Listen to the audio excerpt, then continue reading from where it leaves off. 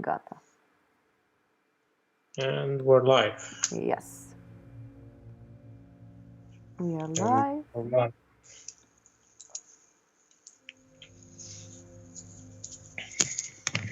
We also have some music. Hopefully people will hear it. It was very weird. Last time I did videos, it actually, like when I'm recording, I can hear the music. I don't know why when streaming, people don't hear the music. Or some hear it and some other people don't. Let's see.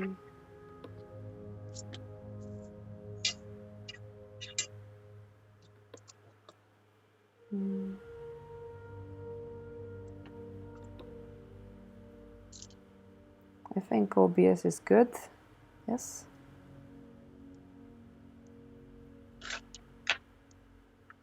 So, okay.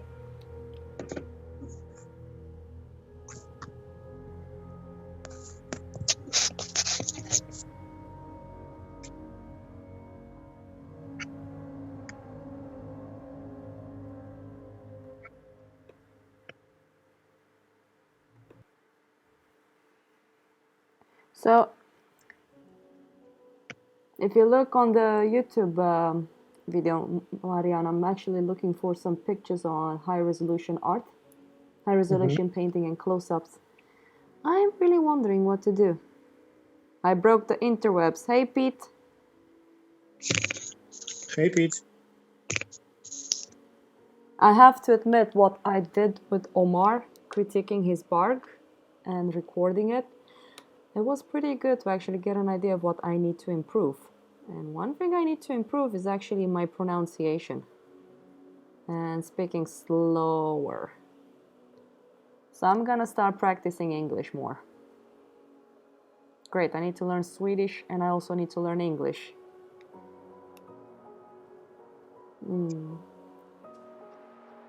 Pete, I was actually... Hey, George. So we have one of our friends, so if I can say it like that. First of all, let me know if the music is too loud and if you can also hear Marian properly. And then I have a question for all of you guys.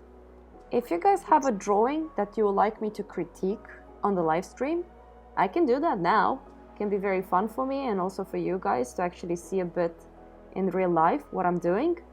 If not, what would you guys want to see me doing? I mean, I'm gonna do this digitally. So if you guys have anything in mind, I mean, you guys can also see on the screen, I'm looking for something. I thought I had something, but I just lost interest in it.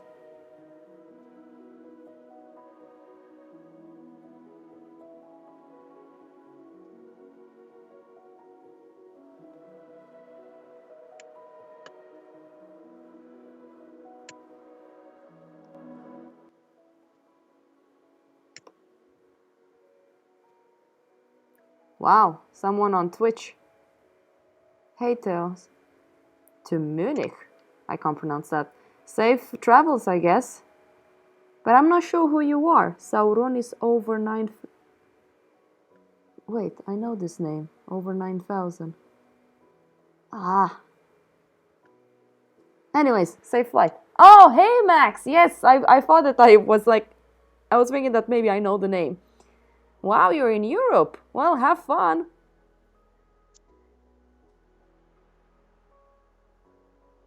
Well, you are gonna be in Europe, I guess, since you're going from USA. Marian, what would you like to see me doing digitally? Let's see. Hey, Riza. Hey, Riza. Hello, hello.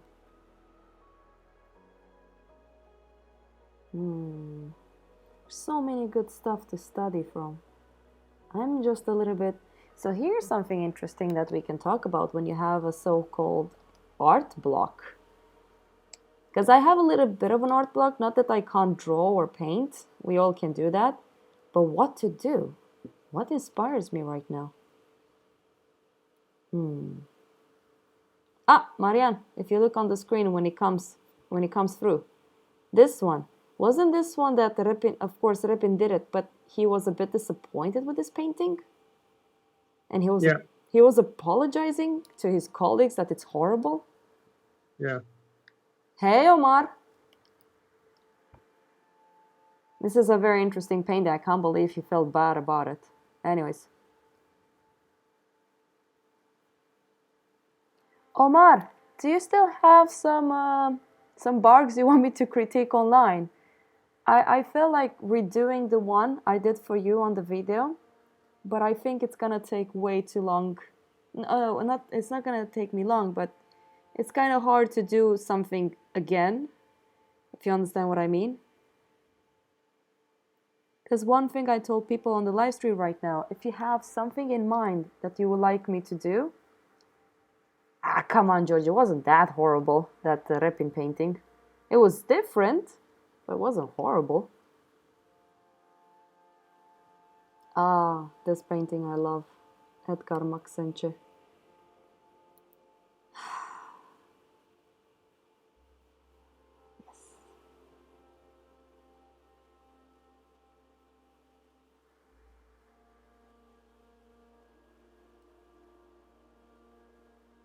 I know, but come on, guys.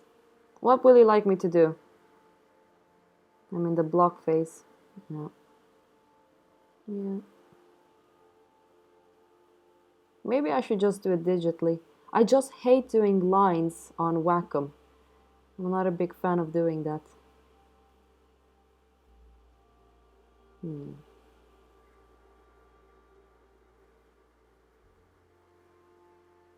The block face. Pete, do you know how to take a good photo? I mean, you do, I guess, since you've been doing online training. You can send it to me together with your original on the side, the sample. You can take a look at it. I have an unfinished drawing in pencil that I'm trying to finish. You guys can send me this stuff, like the piece you're working on, together with the reference, and I can try to look at it. Where was it? No, was it up? Edgar Maxence.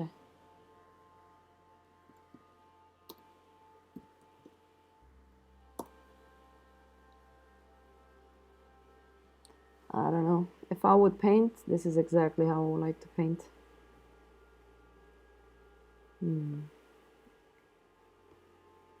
So someone wants me to try and paint this one. I think this is the hardest one ever. It can be quite good practice on how to do it digitally. Digitally is very different than traditional as well.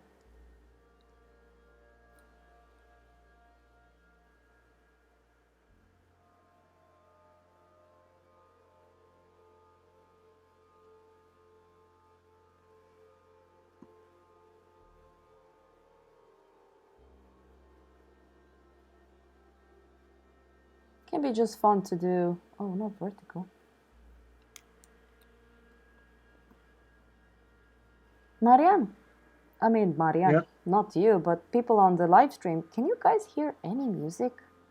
Have you noticed that when I was actually checking out the last live stream, and the music is barely even, you can barely even hear the music.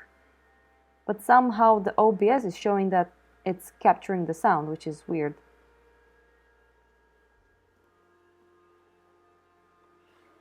I mean, I can't hear anything then just on Skype. Yeah, it has to be on the live stream. How many of you on the live stream actually do digital? I can just show you guys what me and Omar have, what we've been working on. And you need to see this as well, Marian. It's really cool. I was really stressed out on how to do this, but I found a way of doing it to help people online. Mostly when you do like the bargs, I'm not sure yet on how to help people with advanced stuff. Let me see. Where do I have them?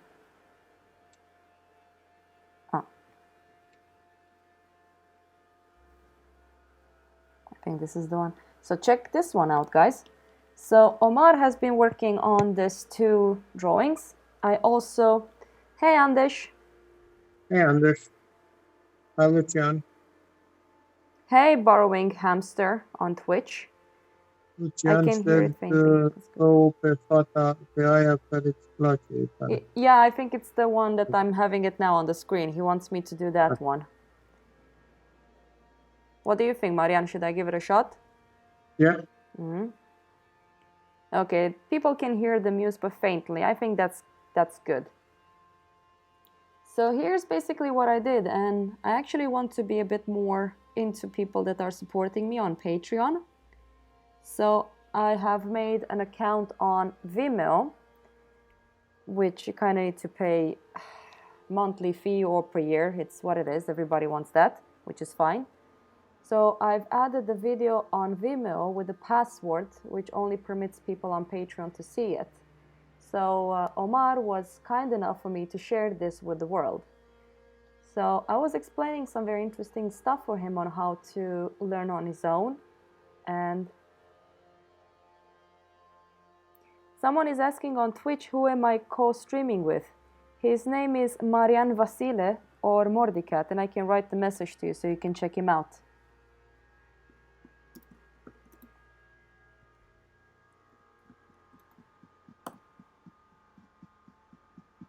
There you go.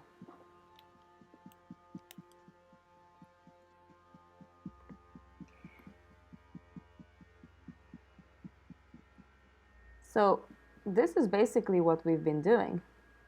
Just checking out this kind of small little shape, talking about the X, which X can also be something like an idea of how to use the measuring stick. Measuring stick can be one of those wooden barbecue sticks, or the one of those things that you can crochet with. Marian, you say crochet? What? Do you say crochet when you want to, those metal things that I have at my studio? I don't know what that's. No? By the way, do you have the Twitch chat on? Yes. Someone is saying hello to you. Oh, hello, Marian. Knitting, yeah. I think the metal ones can be better. Just make sure that when you use them, they're completely straight. So I was explaining to Omar on how nice it is to use it. Because the thing is that we all have in our mind that, oh, I shouldn't cheat. I shouldn't do this because this is cheating. But it's like I was saying in the video, as long as you're honest with yourself on how to see this as a mistake, work with them, and solve your drawing, you're going to learn a lot from doing what I'm going to explain over here. And I think I've explained it a bunch of times on the live stream. So this was his drawing. So when I was looking at it, I could see some mistakes here and there. So what we got to is this.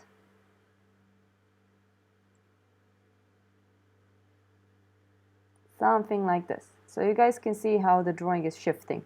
Of course, if you look at the mouth part over here, it's a little bit too long. God, my English stupid accent. I'm gonna sound a little bit stupid at the point because I am trying to improve my pronunciation, which is kind of hard because I have headphones in my ear and I can't really hear myself. Maybe if I take one out. Oh God. Okay, let's see.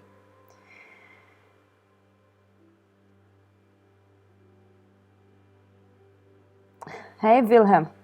Okay, let's see what Pete sent me. Hey, so, Wilhelm. You guys can actually do this. When we do live streams, I think this is the best time to actually help out people and critique. So, be my guest, and next week, what's next week? What day is next week? I'm leaving on the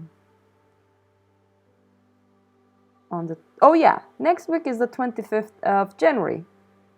So I'm doing every Saturday a live stream. So if you want me until then, do a bark as you saw in the video today, and we can work around it. something like this. So the way I told Omar to do it is to make sure that the edges of the paper is completely parallel with the side of the camera. So imagine you're taking this. So this is the camera, the selection tool. So you see, you need to be extremely parallel with the side of the paper. So you make sure that you don't get any distortions. How would you explain this, Marian? Because you're more of a photographer than me. Sorry, I wasn't paying attention. What? I wasn't paying attention. You're not paying attention? Can you repeat? No, I was drawing.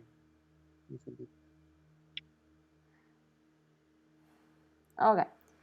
Can you repeat again? No, it's fine. Let's just take... Let's go on my Gmail and see where Pete sent me the email. Today it's gonna be more of an easy going day. We're also gonna try to get to know a little bit on what we want to do with this live stream, how to help people. If it's more, if it has to do more with people that are gonna be mostly my patrons, or because the group is quite small, which I kind of like, to be honest. So then I can actually help people easier. Okay. Wow, I can't believe this laptop is taking so much pressure. I'm so proud of it. Okay, there you go. Yeah, it's a very early stage, Pete.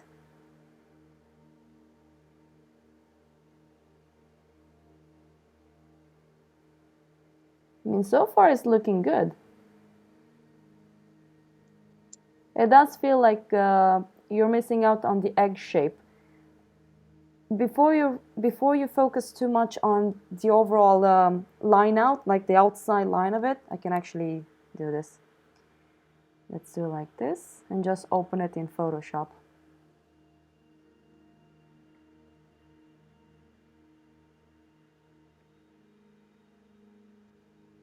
Yeah, this can be an interesting live stream. Live stream, call it helping critiques when I'm not doing my own stuff. And then people can share ideas and stuff.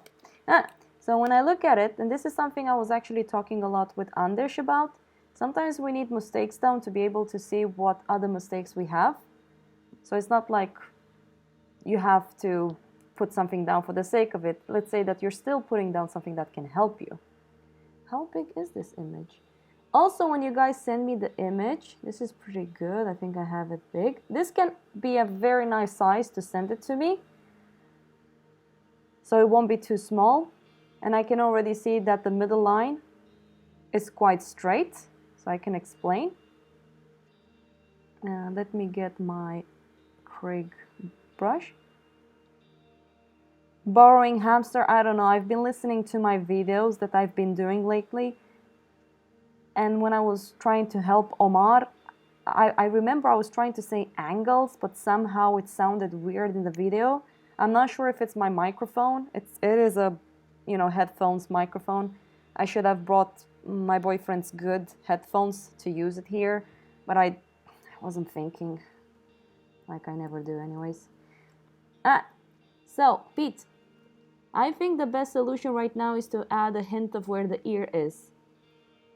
Just sketch it in, because sometimes I've noticed when people do the barks, they focus too much on the outline of it, and then they start adding, a little bit more information, and then all of a sudden they start getting more mistakes. So don't be afraid to just suggest things. You don't need to overdo them, but that can be a very nice way of, like I said, to be able to see certain mistakes on your drawing. That's what I would do.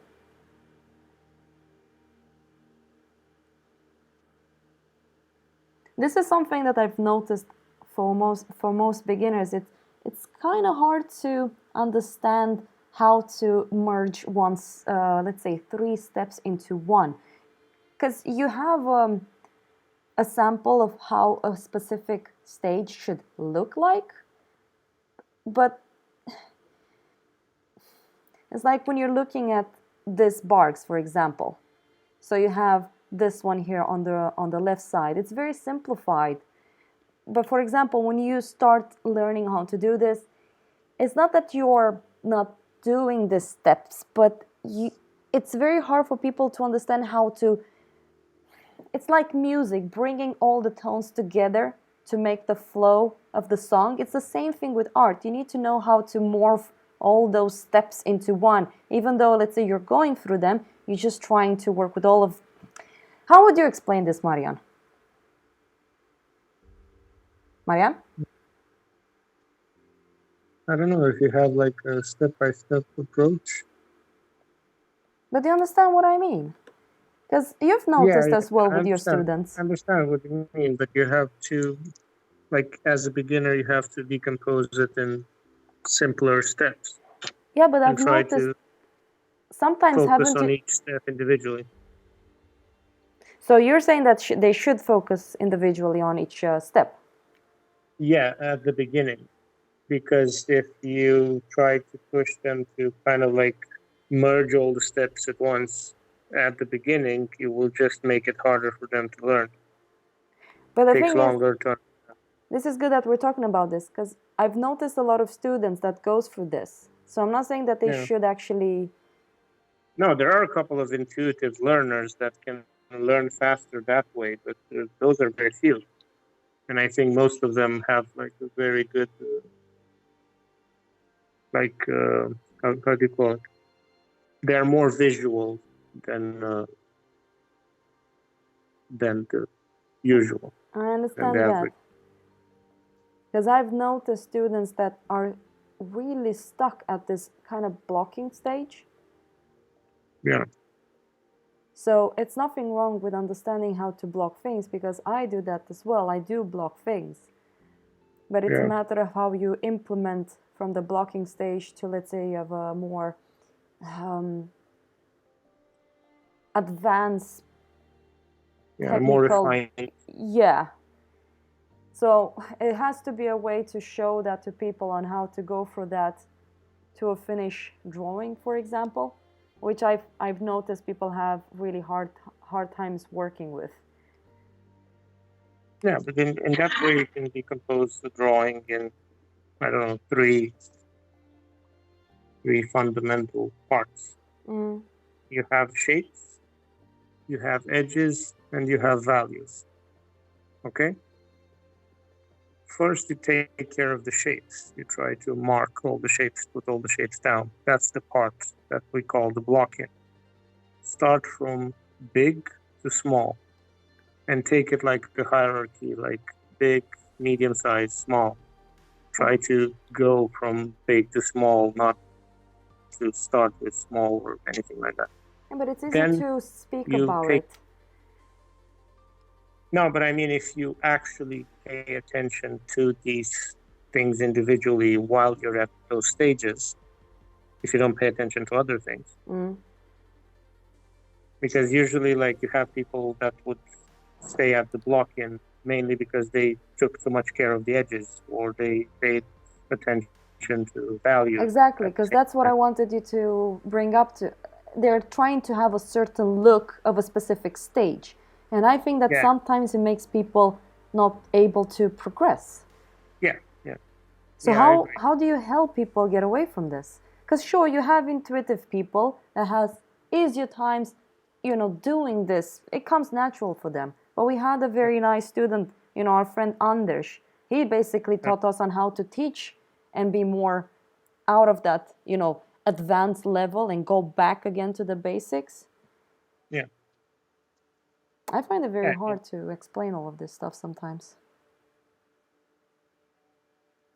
It is difficult. I wouldn't say it's impossible. It is difficult to explain it because it's a different language, and we're trying to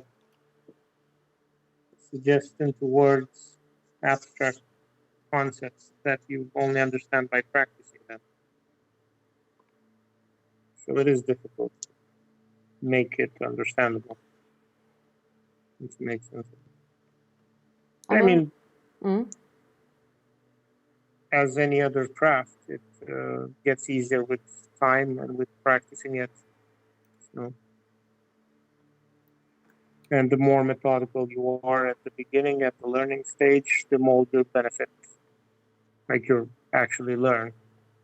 Like you don't need to aim for a style. You don't need to aim for being unique or original or anything like that when you're acquiring skill, which I think a lot of people do, and I think that's one of the mistakes that drags them back. They're not working a lot with that, with those three first stages, let's just call them, before they add the flat tones. Yeah, and also, yeah, they're trying to speed it up, but without.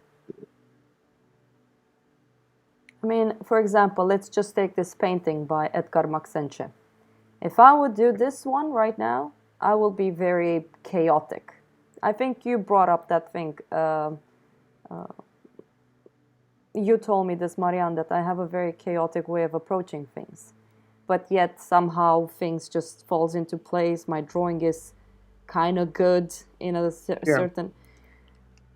I'm not saying that I'm intuitive. I don't think I'm intuitive in that way, because I do struggle with it a lot. For example, Henrik, he has more of a structured way of doing things. That's one reason he's also very... efficient. Yes. In comparison to me, that I spend so much time on something because I can't really figure out how to, let's say, clean up my brain a bit, clean up my room in my head. Yeah. I don't know where I'm trying to go with this discussion, because at the beginning of the live stream, I was saying that I have an art block. And this is something that most artists don't really talk about, because everybody on the social media screams how excited and happy they are all the time. So it can be a little bit hard for people to feel like, oh, I have an art block. That's not good. I think sometimes it's good to have an art block to understand a little bit of what you're missing. So, for example, I think it has to do a lot with the way I'm scheduling my agenda on how to do things and when to do them properly. Yeah. How's your schedule, for example? Because you were telling me how important it is to have a schedule as a fine artist. I mean, Jordan Peterson talks about having a schedule, which in my opinion, freelancers like us, it's really hard to have it. Why do you think freelancers, like mostly artists, musicians, why do they have a hard time finding ways of, let's say, deal with this, being their own boss and stuff like that? Because, I mean, it's hard to... Gotcha! No, you didn't get it. I was thinking about how to formulate. I know. I have an answer, but I'm thinking of it. I think it's so important to talk about this. I think no, it's just so that important. I think the outcome is not immediate as a freelancer. So it's harder to really know what to do.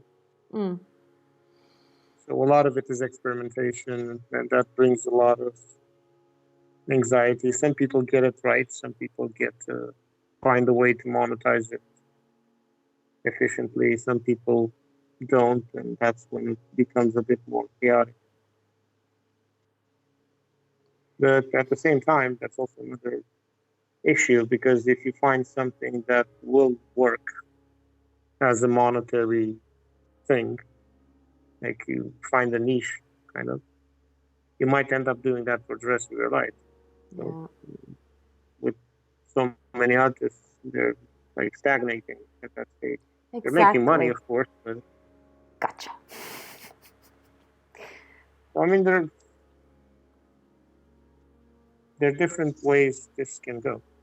I think I'm procrastinating so much. It's frustrating me. Yeah. And it's also very hard when you have a chat with your parents and you can see that they're not trying to make you feel bad, because it is a very harsh world out there and you need to find ways to survive. And it's so frustrating sometimes, because you know what you need to do, yet somehow it's so hard to get it going. And that's when I was listening to this video by Jordan Peterson about make a goddamn schedule and stick with it. And I'm like, I know I'm trying to make a schedule, and yet it's so hard to just go back into that hole and procrastinate and don't do anything.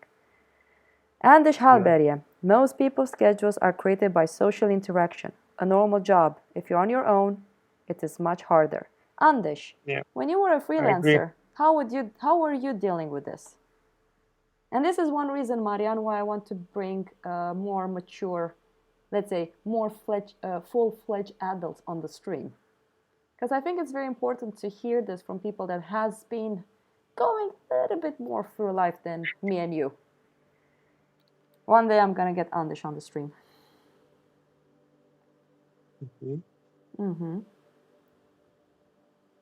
Because we need to be realistic about this. Everything that has to do with arts, it's really challenging. And the funny thing is that I've been watching this anime about the, I think you call it Kyoto. Let me just check.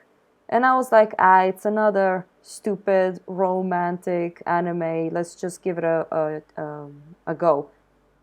The Kudo, I think it's called, Kudo or something like that. It's like the Japanese traditional music instrument.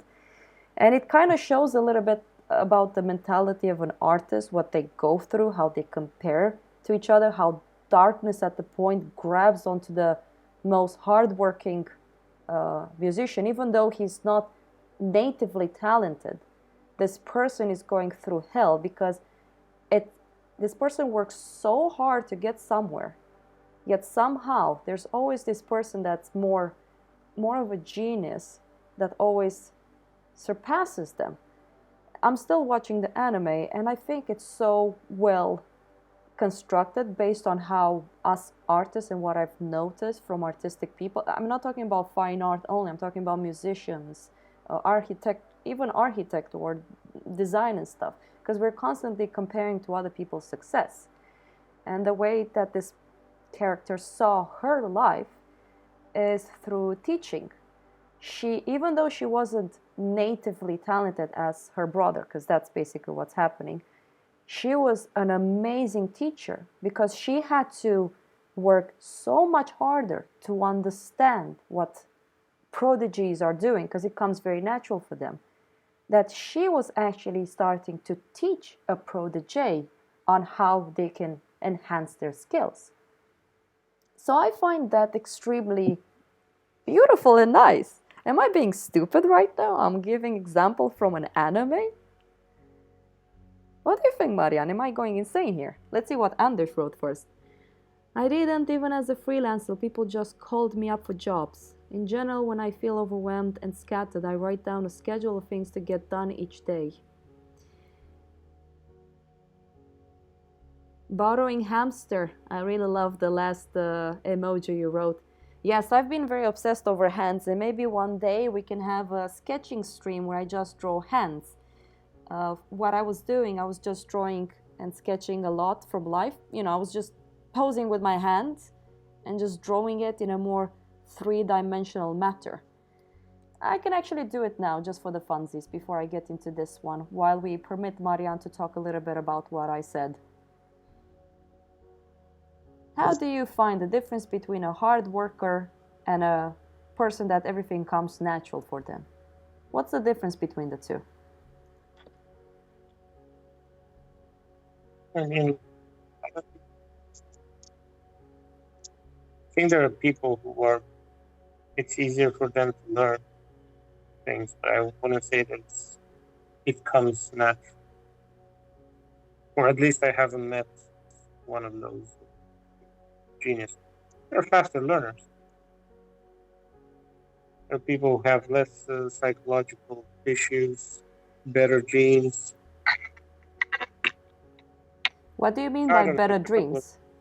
Better genes. Better genes. Oh, we're getting into the IQ situation. No. No? I'm not only referring to that. I'm referring to a lot of other things. So it's really complicated. Why? evaluate what makes artists successful.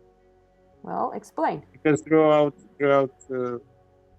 you know, throughout our history, most of the artists that became successful, they were very good socially. Mm. They were very good with people. They had very good skills, people skills. So I'm not sure if it has much to do with the actual art as it has to do with. So it's more important to be outgoing than to actually have skill?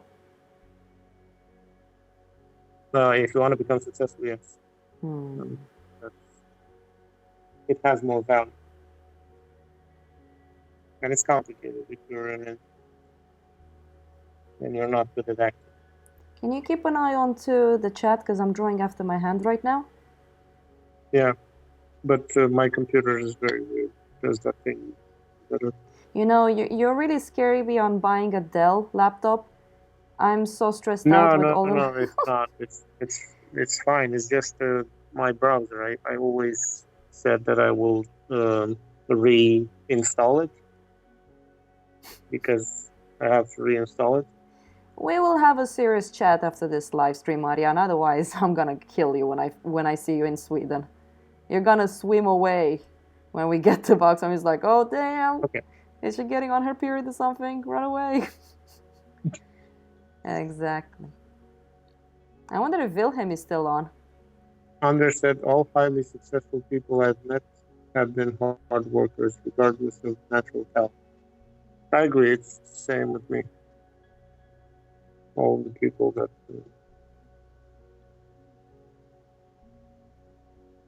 But I mean, most of them also had an easier time working.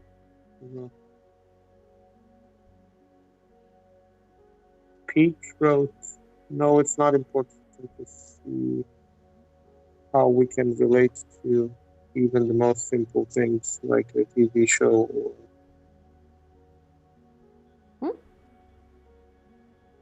or a life story. I think it's important for us all see things from a similar but different perspective."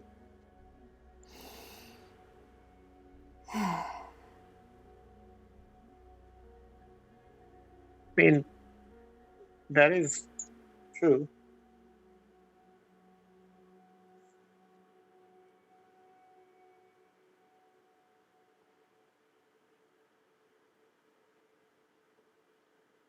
But I mean, whenever we talk about different perspectives, I do agree most of us should have different perspectives when it comes to looking at life or looking at anything. But there's also like a hierarchy of values regarding those perspectives. Like some perspectives are more valuable than others.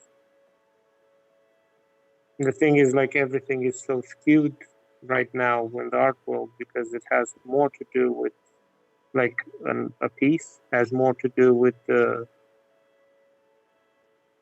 marketing techniques and networking situation than it has to do with the value of the actual piece. So you establish value by doing those things better. So if you're, for example, a marketing expert, you don't even need to be a good artist or know how to draw or anything. You can just drop a couple of buckets of paint on a piece of canvas and then. So I don't know what to say about that.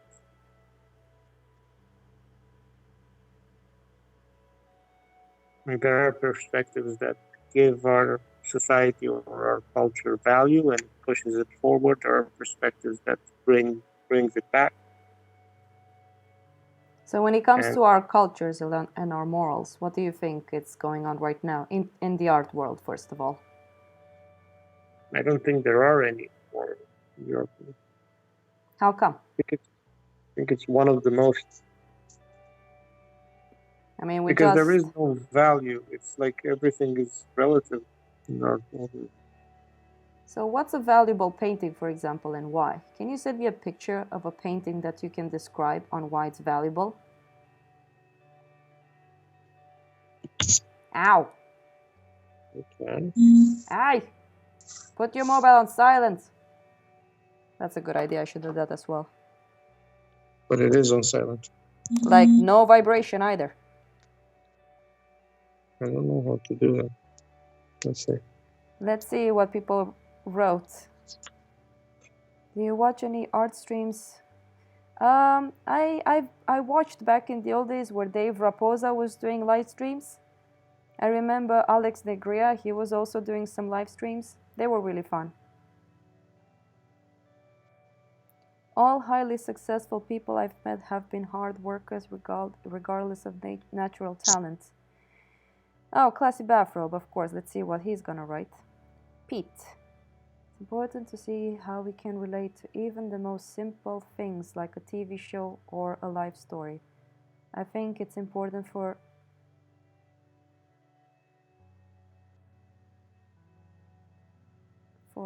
use all see things from a similar. I understand what you meant. I'm a very weird person. I really love good animes. That makes me wonder about how would be as prominent now if all the artists were equally as good socially. Oh, Classy Bathrobe. Did you see what Classy Bathrobe wrote? The last comment he did? Yeah. That would be awesome. Yeah, I saw it. Yeah. Hey, David. Oh, that's my David. Oh, yeah, Borrowing Hey, Hamster. Can you send a link to Borrowing Hamster for the YouTube channel? I think it would be fun for him to be here with all of us. Hey, trolls. Yes. But anyways, what you guys are seeing on the screen is me drawing my hand and my hand is different. I drew a different hand. But anyways, I wanted to show you guys on how I think a little bit about three-dimensional shapes. So for example, if you ever do 3D, let's say, wait a second, this is Photoshop. You can just make a new layer and draw on top of it. I think we should do this sometimes, just sketch online and talk like this. It can be fun. So for example, this is cylinder. Cum se numește la asta? Cilindru? Cylinder? Yes, a cylinder. Yeah. This is a cylinder. So this is one cylinder. If you think about it in more of a exaggerated perspective. And on top of it,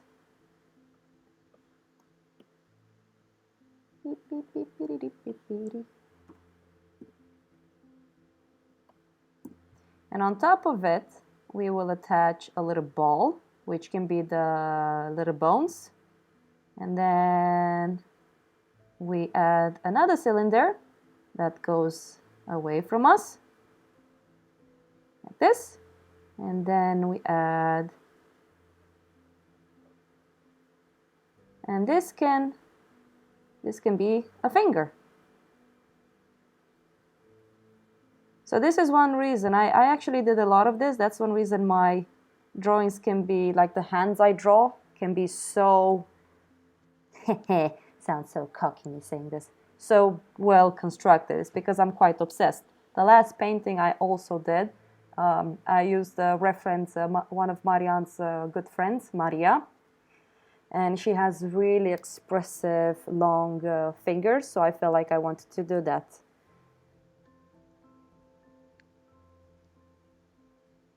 Piano no Mori? Is that the one that has a really, really sad ending? Hey, Borrowing Hamster or DC. Welcome to the YouTube. It's more chatty here. Let's draw a little bit more hands. Oop. Okay, let's take this one and fill this one in. I need to learn to do a little bit more on. Okay, guys, this is a book that I really want you guys to buy. And I think it's a fantastic book. Michael Hampton. Oh, there you go. Beep. This one. Please, by all means, buy this book. This is pretty much my Bible. I really love this one.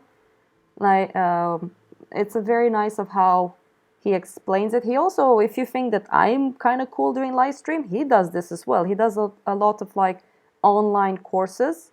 So I really suggest you look for his courses. I saw a little bit of it, but I haven't had really the time to go in it. But just reading his books and seeing those small little samples of his videos made me see that he's actually a very, very good teacher. Yeah, I know, Twitch is not very good for me, but you know, I find people like you, that's enough for me. So let's talk a little bit about this stuff. And this is something that has obsessed me a lot, which is actually Kim Jun-ji. That guy pisses me off in a good way. So he said that he sees everything. I wish there was a simpler way to do this. I'm not a very good person when it comes to perspective. I have a way of doing things.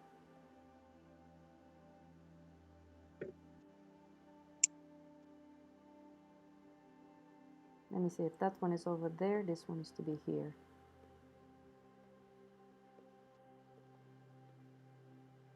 There you go, this one is to go that way. So let's draw something like this.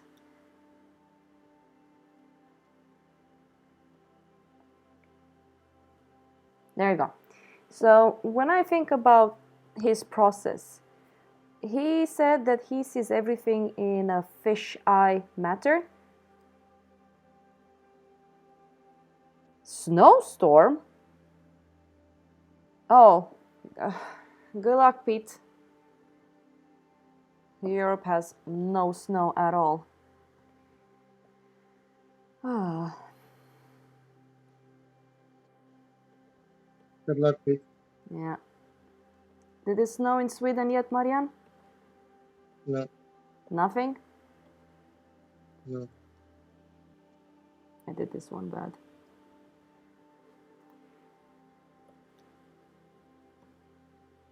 Well, is there any snow in Hmm? Is there any snow in Romania? Nothing. At the mountains they are. That's about it. Yeah, I know that. Yeah. There's some at the mountains, but that's about it. Yeah. So I don't think I've done this extremely good, but in something, did I do the perspective correctly? No, I did. Anyways, so he was like drawing a person within this circle. So we have the head, the neck,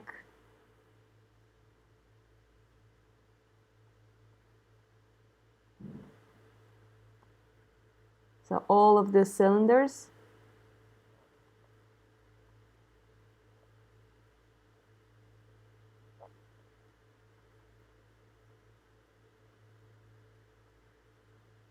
So I'm usually not the best when it comes to this, but I've done my part of learning a little bit about this kind of stuff.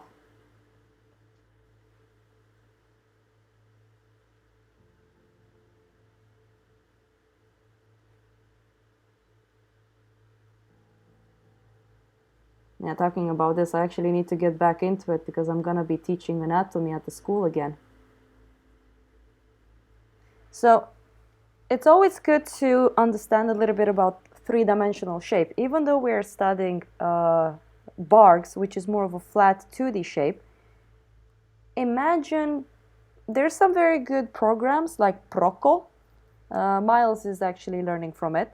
For example, I have an iPad. I bought maybe 2 programs that are extremely good in explaining on how to see more in a three-dimensional shape, and I think Proco is one of them. You have the human body, the skeleton, so you can exaggerate the perspective.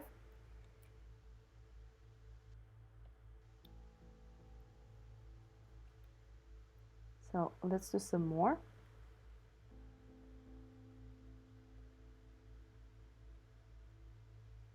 So I usually give example to people on how to simplify things. I mean, I don't want to get in too much of a complicated design. So I just do something simple like this. And this usually is enough for people to understand what's going on. So I drag a bunch of lines, which I call them false shadowing.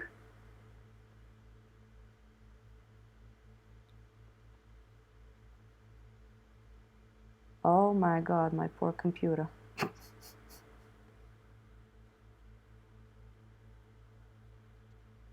So let's just say that this leg here is going down.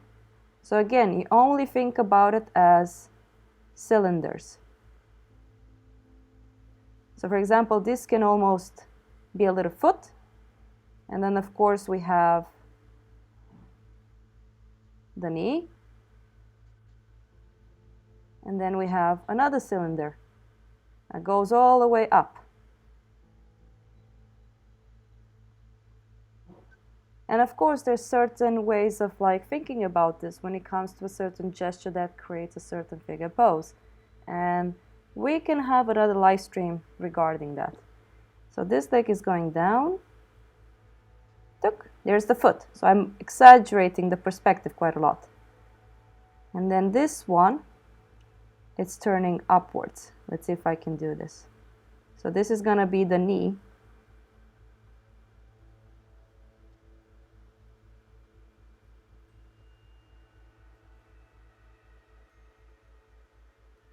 So I'm trying to understand a little bit of how the muscle tense up in here and how they combine each other.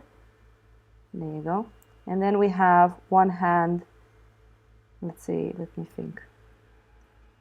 So this is the muscle, the upper muscle. I forgot, I'm not very good with names.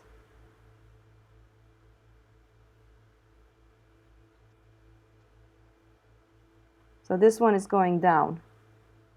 And then this person is going to have, it's quite straight, this one, because I want the person to have, let's say that it's not straight, let's say that it's bending a bit.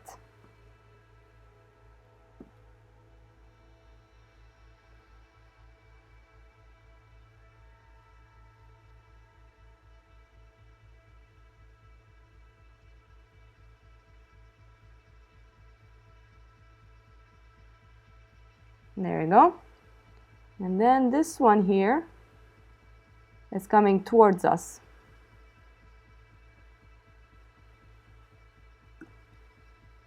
Oh, this is so much fun, yet so hard. So this is coming upwards.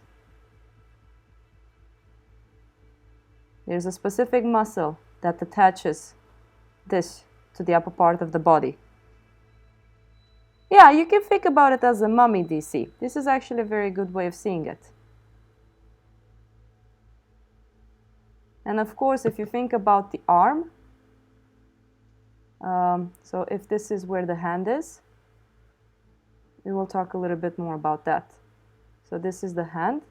It's always this part here. If you look at yourself right now, you will see that when you kind of rotate your arm, that little muscle kind of moves a little bit. It gets either hard. It's like, imagine you want to go like, stop, don't move. The muscle is more tense. And if you turn it around and you go like, please give me some money, the muscle kind of rotates. So it's a very interesting thing. And a lot of people kind of misses out on this muscle when they draw characters in a specific way. So it's very important to kind of get an idea of how that muscle rotates and how it attaches to the bones and stuff like that.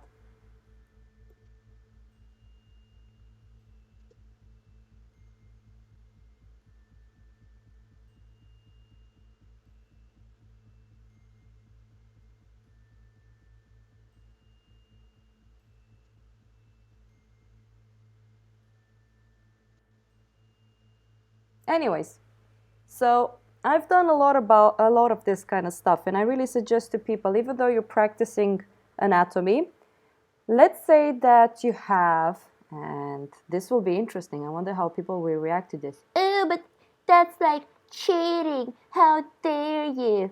Wait a second. Ballerinas. Not Valerinas, ballerinas. Ballerina, how the hell do you write that? It's not enough that I need to learn how to speak English, I also need to write properly.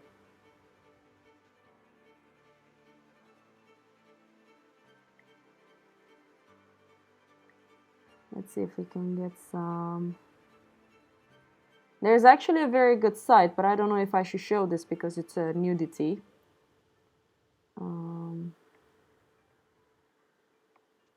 But I can show you guys on how to learn a little bit, and I think that can be a very good idea. Maybe not this, let's say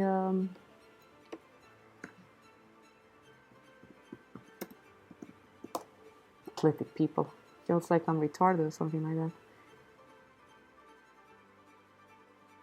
Marian, can you help me out with this? I'm trying to find someone that's very dynamic. Like, what kind of sport should I write? Climbing? Talking about climbing. Dynamic. Let me check if I have something. Let's take this beautiful. Let's take her. She's the one. If you guys want me to teach you a little bit about, yes, Wilhelm, I'm gonna be teaching. But if you guys have any question regarding Photoshop, I can help you with that as well. I haven't learned Photoshop on my own. I have a bunch of good friends that are comic book artists and concept artists, and working next to my boyfriend, which is a hilarious, awesome concept artist, comic book artist, and yeah, whatever. It's kind of hard sometimes because he knows so much that it's kind of hard to assimilate everything he knows. So for example, if you look here on my layers, I have the picture and then I have this one. I'm gonna fill it in with white, and then I'm gonna lower the opacity. You can also do this on your iPad or anything like that. And then you make another layer, and then you just draw on top of it. And yes, oh my god, teaching. Oh my god, teach. Oh my god, Theo, but you're cheating. I'm not really cheating. Right now, my purpose is to understand a bit more about those cylinders. So yes, for example, over here, where we have her leg, this is more of a cylinder. So you have the how do you call it? The pelvis.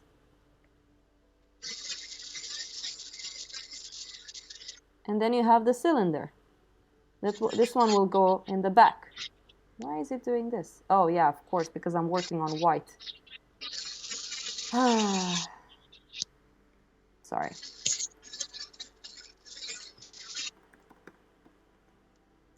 There.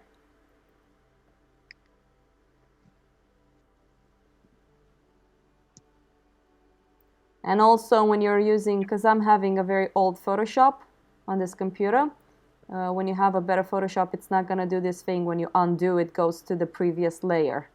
So for example, by doing this, it's easier for you to visualize and learn, because sure, you're still developing your technique on how to use pencil. It can be quite stressful, and you just want to chill and assimilate a more of a visual language right now by just having it easier for you. And I have done this a lot, and I've learned a lot. It's not cheating, okay? Get that thing out of your head.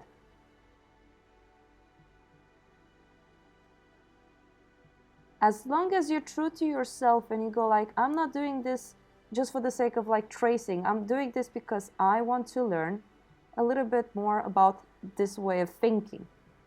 And for example, now, let's see, this one is coming forward, this one as well. So I need to exaggerate more the mommy straps here, just to show a little bit more perspective. Okay. There, and then this one is going, I wonder if it's going inwards. I'm trying to understand a little bit about this cylinder over here. I think it's not as exaggerated, but it does have a little bit of a perspective to it. And then this one that goes here. And this one has quite of an exaggerated perspective. Okay, and then we have the foot here. There you go. Now, let's see how the torso is. So we have the spine. So the torso has a little bit of a bend. And if you guys looked at the torso, it's more of a simplified shape like this.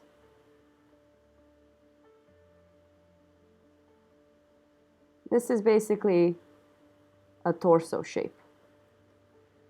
So of course you kind of need to understand how to simplify it. I usually have it more like a simplified, let's just say, it's always very different. I always draw it very differently depending on how the person is.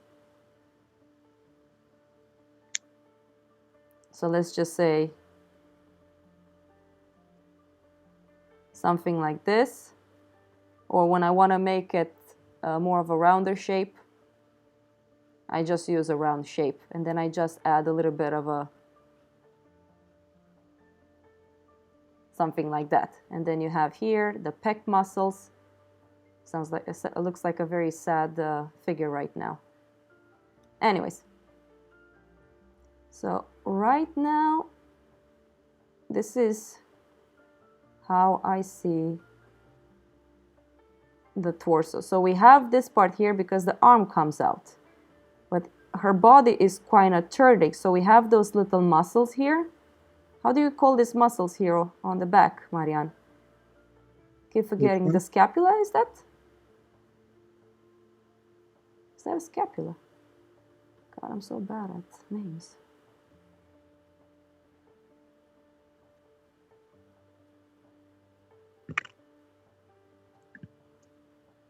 Did you see in the video?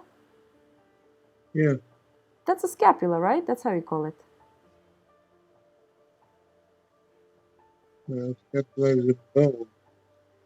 I think it's the little bones on the back that are detached. They're basically on your body. Yeah, they are the scapula. Scapula. So if you touch your back, guys, you know you have that little bone that kind of keeps your shoulders good together. So they're not really attached to the torso part. It's being held by muscles. I never thought that I will actually do anatomy online like this. Anyways, and then you have the head. You can also think about it in that way as well. And the way the head attaches.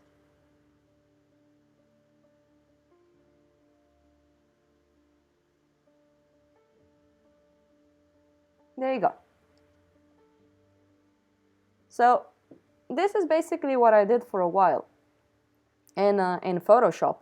I just, not only Photoshop, I also did it traditionally. What I suggested to Omar, for example, if you have a lot of magazines and stuff like that, you can actually try transfer paper. That's also very good to do it, because it becomes a little bit more of a process of learning rather than going like, oh, are my lines pretty? Oh no, my lines are so ugly. I can't stand doing this anymore. People are so much better than me. You go like, you know what? I don't have time to think about that. I just want to learn. And then you do this and you learn. Trust me. Don't save. All right. So what were we talking about? Oh God, we were talking about a lot of stuff. Let's go back to this one.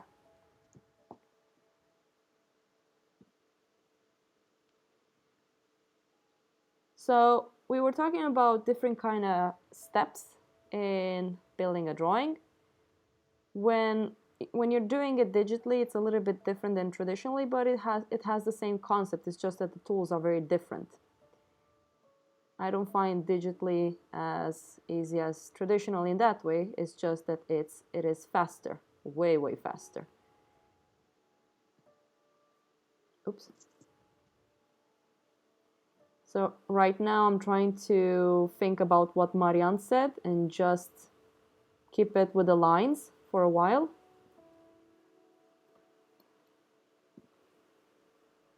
I can put this one to be on the same length, you know, to just follow it with my eyes. But right now I feel like I want to push myself and don't depend too much on that way of doing it. And you guys can see that my laptop's temperature is really high. So if it's a bit laggy, I'm sorry. So I will explain a little bit on how I'm seeing things while I'm drawing.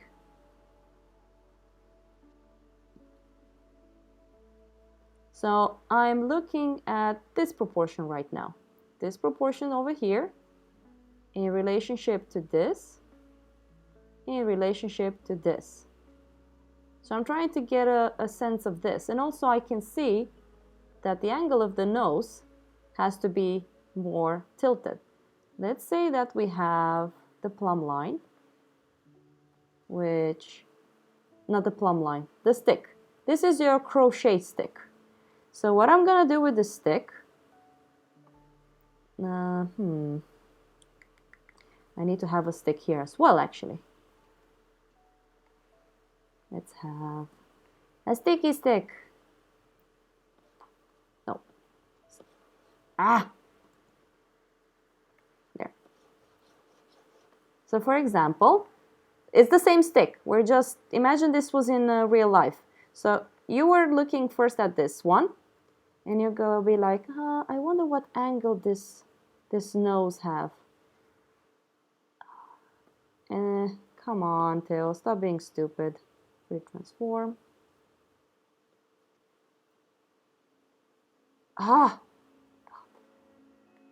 doesn't it work? It was so much easier when I was doing it in that video. No. This angle. So I want to see the angle of the nose.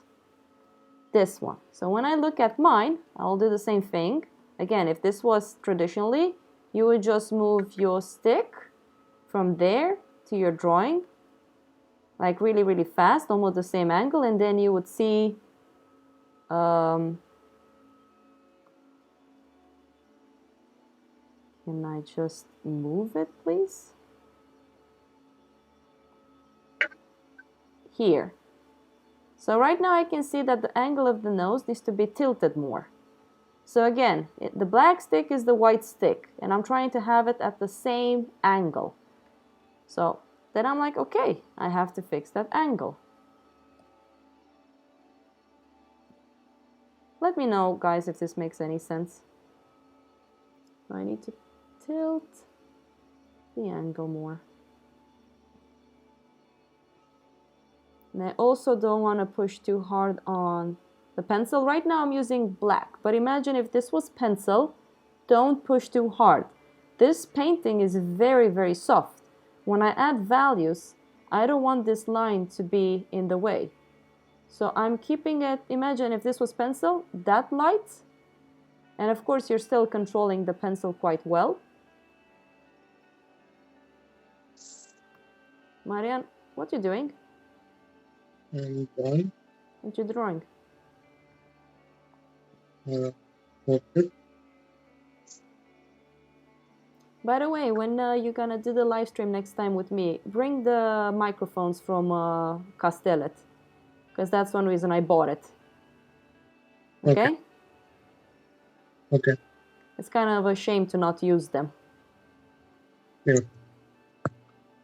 So I'm looking at this angle over here. So I'm using comparative measurements. I'm trying my best because I'm so close up to my subject. So I'm making it way harder for myself working like this.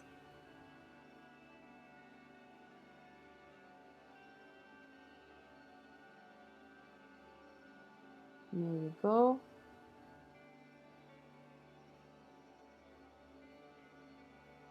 Let's take the opacity of the pencil a little bit smaller. I'm also looking at this angle over here. So I know that I need to push that angle, tilt it more because her head is quite tilted. And then I know that I have a distance from here to where the tip of the mouth starts. And usually with lips, mostly when you paint with color, there's no really hard edge in that way. It's about you finding the right color.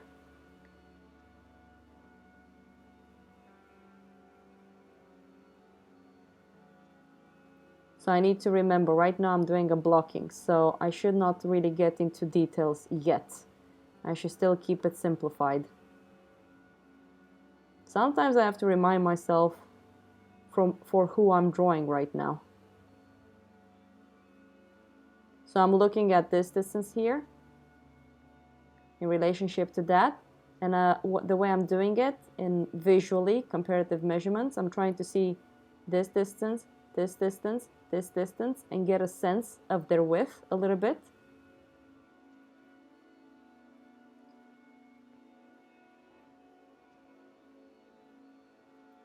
Sometimes I really wonder if there's a really a correct way of doing this.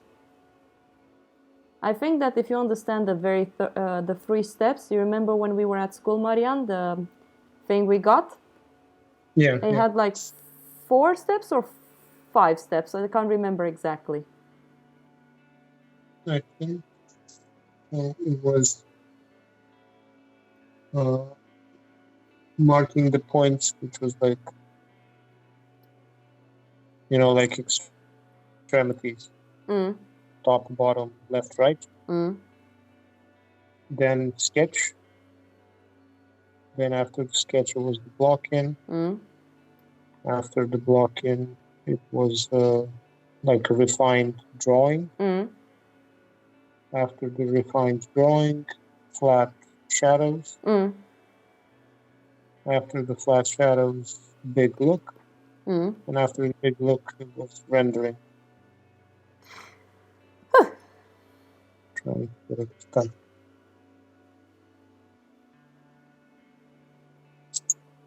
As I remember. Yeah, I think this kind of schools, this kind of ateliers are so good. Yeah, when it comes really to when it comes to the basic, yeah, they're really good. Yeah. So I've noticed that I've tilted her head too much. So I'm looking at this point here in relationship to this point, and I'm trying to imagine my plumb line going through this and then comparing it to this one here, that little edge over there. So I can see that I'm very, like if this is the tilt of her face, I'm really tilting her right now. So I need to fix this. David asked what's between shadows and rendering. Between shadows and rendering is the big look. The big look is the stage where you put all the values in that you have of a subject, but you haven't rendered them. Like you haven't worked out the transitions, you haven't worked out all the edges and stuff like that. So you just put them in.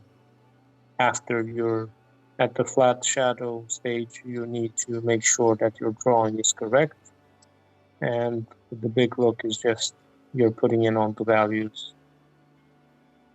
And after you put in all the values correctly, you can start rendering, refining, making them make that shape actually. It's kind of hard to do big look on a very soft drawing like this, painting.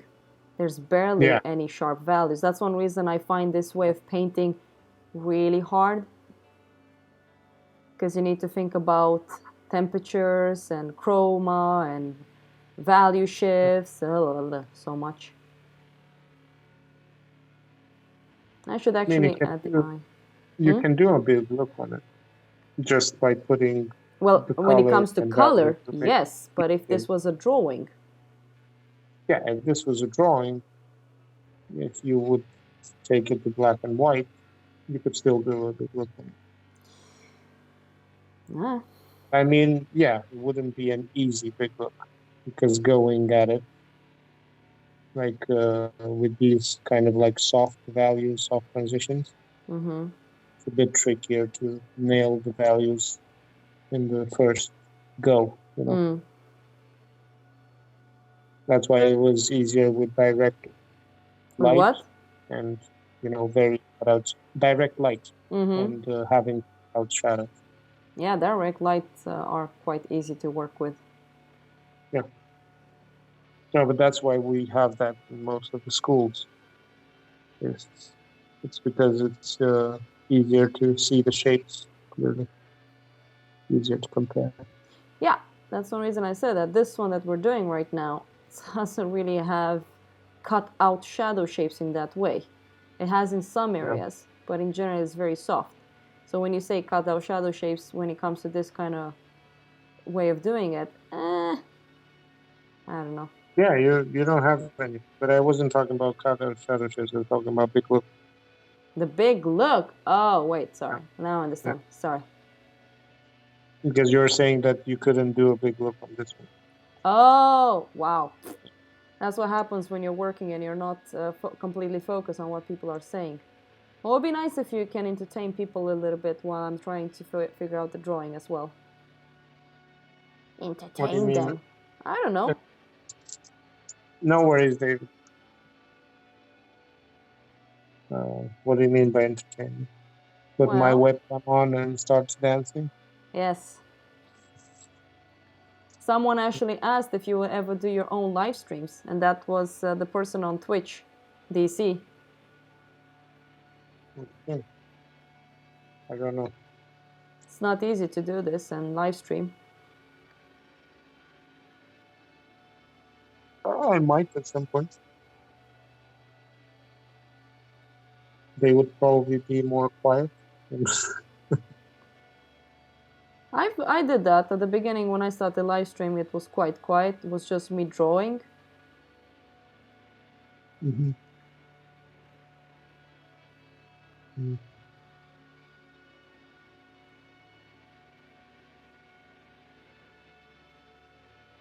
Could be interesting.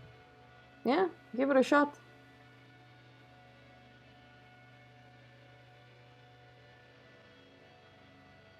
But maybe DC is just saying this so I can get off this live stream. Maybe. Thank you, DC. Thank you.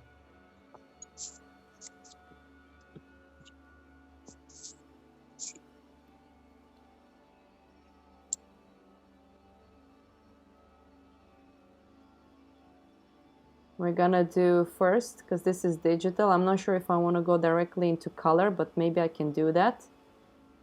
We'll see.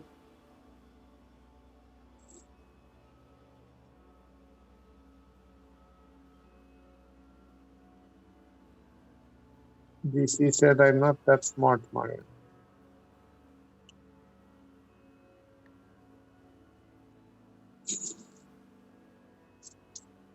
I don't know. Usually people that say that they're not that smart are usually quite smart. Yeah. That statement makes me wonder. Yeah.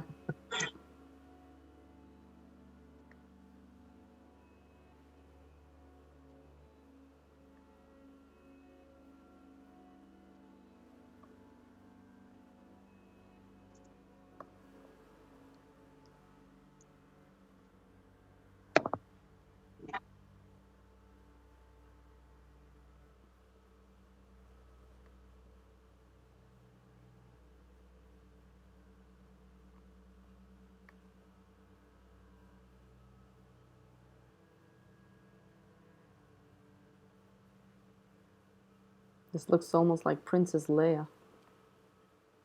No.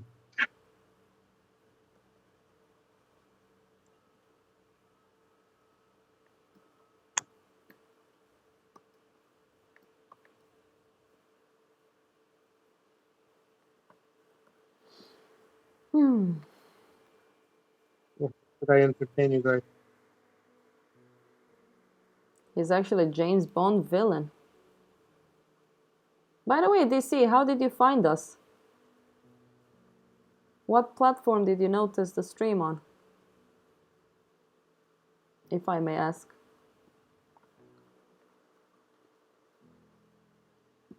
Leia buns. I still think like I pushed her head way too down in relationship to hers. I'm looking at all of these points and man, I overdid it.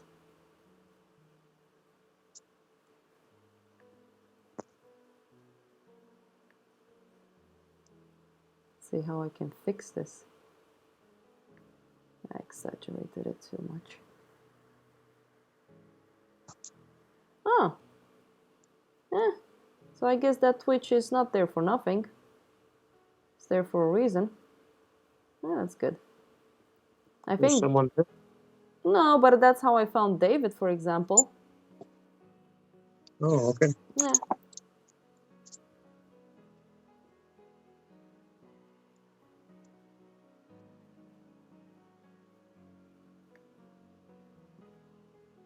So right now I'm trying to cut a little bit more from here, add more here, just so I can curve her head upwards, because I pushed it way too low. Where did Ricard disappear? Ricardo? I don't know. He was on earlier.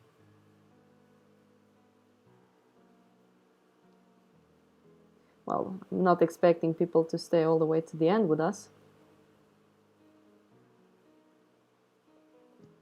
I'm just here merely to entertain.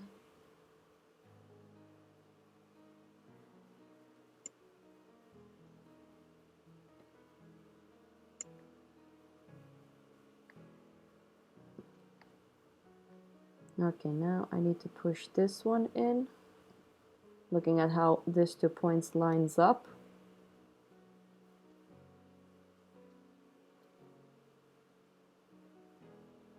Yeah, this is at the... Hmm? I guess you're at the bottom of the art section. No. Hey, Vegard. Well, I don't know where I am on Twitch, to be honest.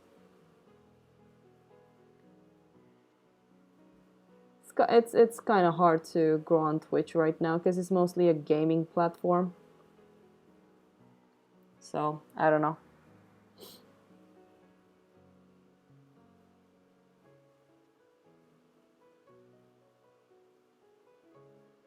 Now I'm looking at this point here. This needs to drop down a little bit more. But you guys can see, like, if I would do this in pencil, it would be the same way. Again, I'm just using a different medium, so it's not a big deal. I really think Photoshop is an amazing tool, and let's say the thickness of the Leia braid needs to be a bit thinner.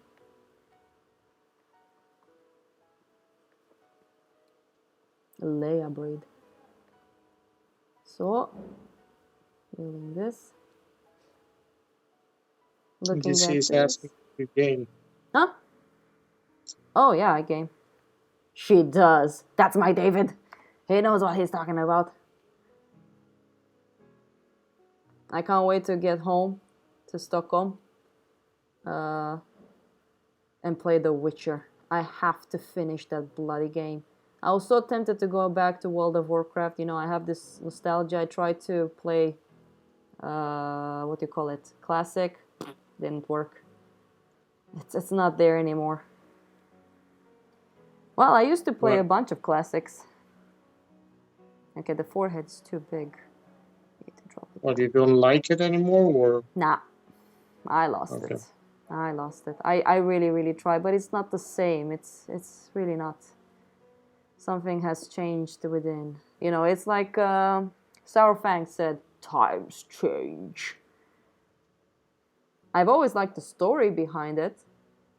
Oh, but it's also like you're not at the same age that you were back then. Are you trying to say that I'm old? Is this what you're trying to say, Marian? Maybe. Uh-huh. Thanks.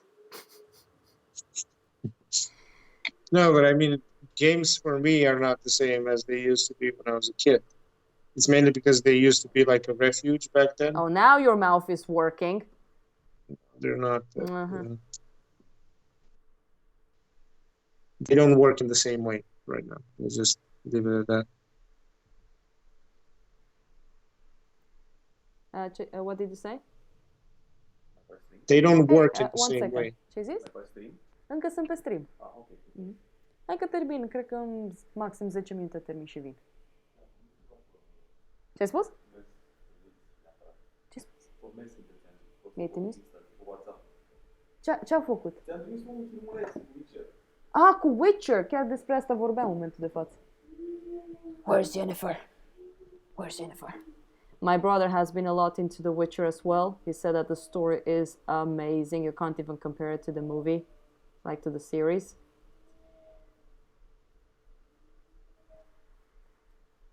So I think it's starting to look more like her, but I still need to push the drawing more. I'm sorry for speaking in my language. My brother is here. I'm currently on holiday, apparently. Whatever that is.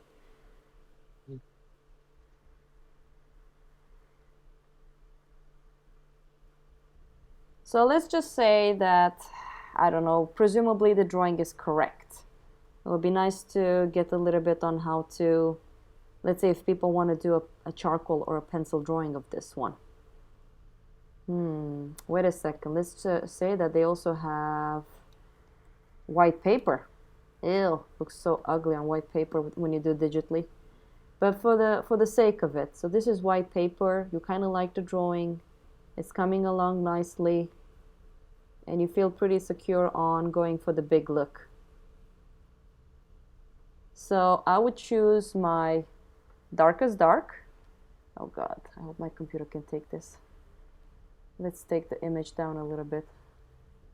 Let's take the resolution down to 100. There. So you choose your blackest black, which apparently you can already see it. And then when I look at her, there's any pure white. But since this is grayscale and not color, I need to think about that. So I will say that the whitest white is going to be here where her blouse is. So this is pretty much of a big look situation. Oh, you guys are gonna hear 91 degrees on my poor laptop. I was looking again because this laptop is a MacBook Pro from 2011, early 2011. I got it through a friend. And I was looking at the latest ones. They're so expensive. Oh my God.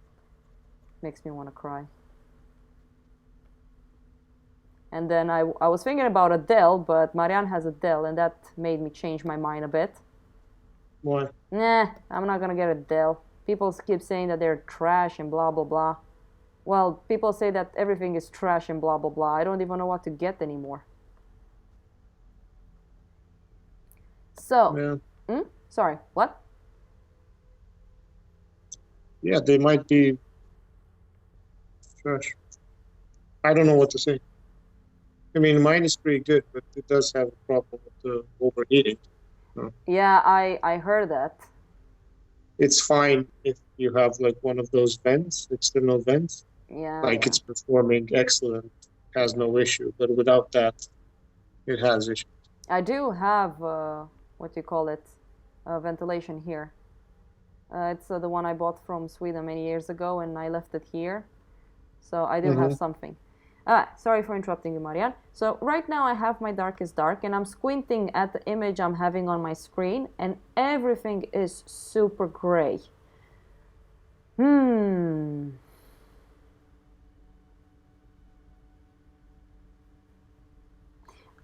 I mean, if I think about MacBook Pro, my MacBook Pro 2011 has been a champ.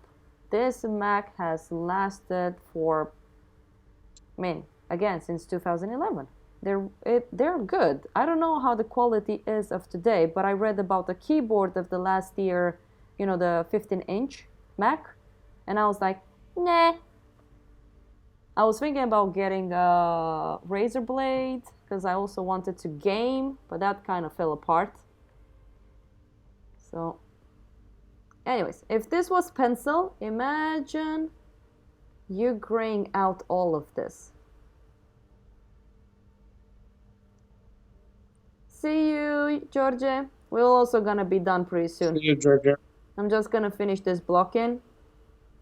I mean, I haven't been doing much with the live stream. Well, much. What I mean by much is It's just that it's been more casual, but it can be fun to have it like that sometimes.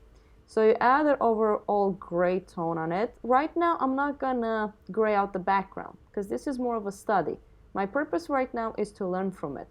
So what we tell students at the school, for example, leave the background out. How would you give it atmosphere with a white background? So this is what I'm gonna try to do right now. So I kind of killed the white of the paper on her face. I have it only here in her blouse. So so now I'm gonna start pushing with the pencil a little bit. This is how I work when I have something soft to render, actually. So let's say that I will have more of a softer brush. This is, wait, not this one. I think this is the one. Yeah. So this is a soft brush right now. Not this one either. Where are you? God, I don't even know why I have so many brushes. It's ridiculous. Maybe this one? Yeah, this one. Let's save it as well because I need to work digitally after this. Let's name it. There. So I'm gonna use this. Squint down at the image. I'm gonna lower the opacity even more.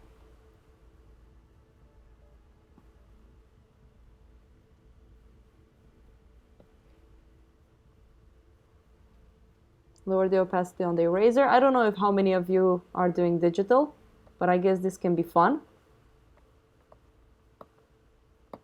But this is what I've noticed on how some people does digitally. They start first with a grayscale. But it's the same thing. Like if you would have done this traditionally, it would have been the same way, to be honest. Gently adding those values in. Because if you guys look at most of the casts from atelier schools, like Marian said, they're quite cut out. They have really hard values. It's because it's easier to work with. Ha! There, I said it. No, but I mean, that's the whole reason. Like, Yeah. I had a discussion with someone regarding that. It's not easy. Yeah, it is easier. Just deal with it. Who said there was none? I'm not going to say who. Jesus. Oh, okay. Who said it? No, Say it on the live stream. Yeah. So for example, this is something I brought up to students. When you're doing grayscale, this woman over here, she has really pinkish cheeks.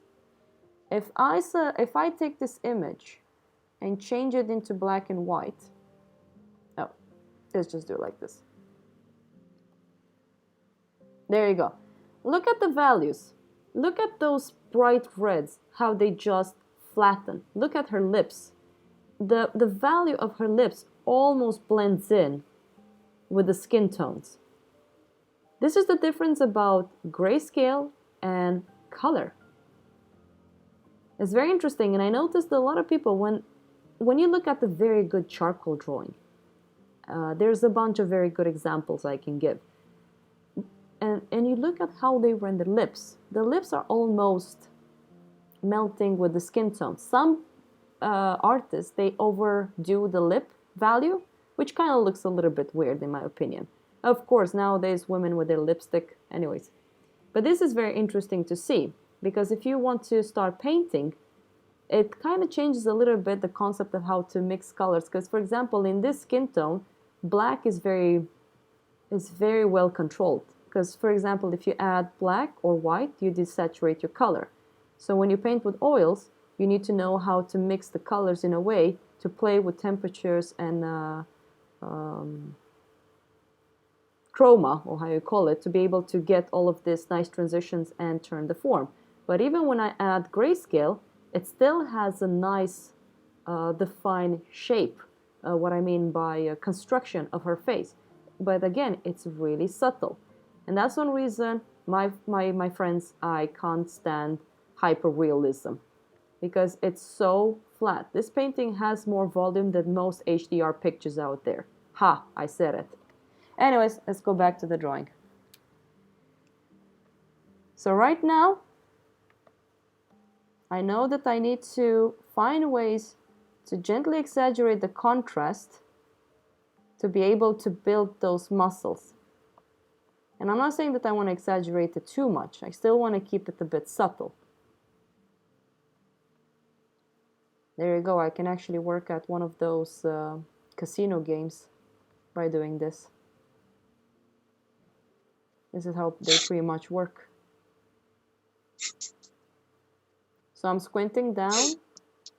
I want to like add a little bit more darker tones in here. Her Leia hair here as well. Take it away. Ah, that's too much. Let's just mix it. Yeah, let's just do like that. There you go. At this stage, I feel quite confident because my drawing is over here, you guys see? So I'm actually gonna start painting on top of my line drawings. This is how Photoshop actually kind of works. So I'm gonna start making her much more softer, and it's the same way. If you would have done it traditionally, it would be the same way. And I'm keeping things softer because it's easier to sharpen things than from a sharper shadow to soft. So it's easier to do from sharp, it's easier to do from soft to sharp, and it's harder to do from sharp to soft. There you go. And I will actually try to show you guys what I mean. So it's better to leave an edge that you see softer than making it as sharp as you're seeing her, mostly when you're still working on her. Do you guys understand what I'm trying to say? Marian, do you understand what I'm trying to say? I mean, that applies more to traditional than digital. No, I think it's the same with digital. I mean, with digital, you can change it right away. Yeah, but that's one reason it can't. You damage the paper. Fiddle too much with an edge. In that way, okay. But it's the same concept. Takes a longer time. Yeah, it's the same concept, but how do you call it?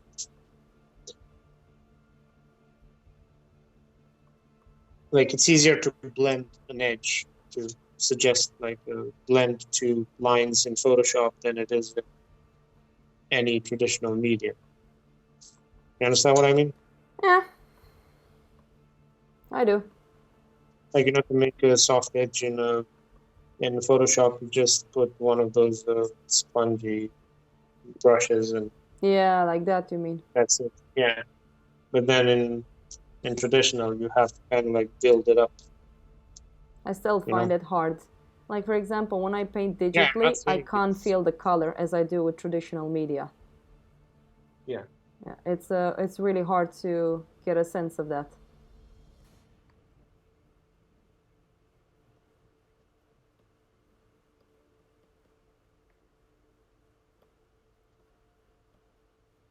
How many people are watching us right now? I think 15. Huh? 15. Oh, really? Wow, didn't expect that.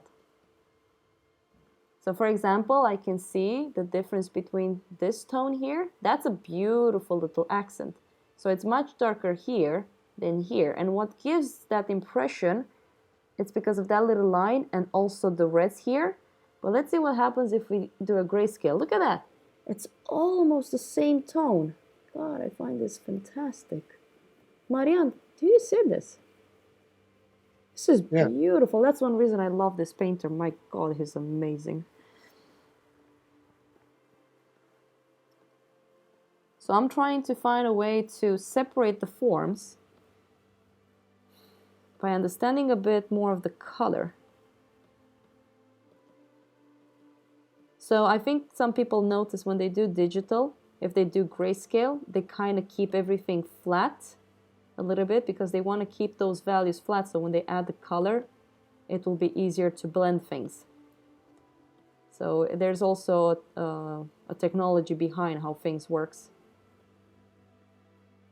regarding digital media and traditional media.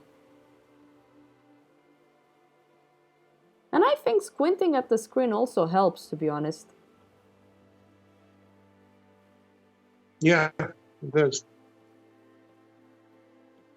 Because you can see the shapes clearer and you can see the values clearer as well. Mm-hmm. Like, you can see the relationship between values clearly.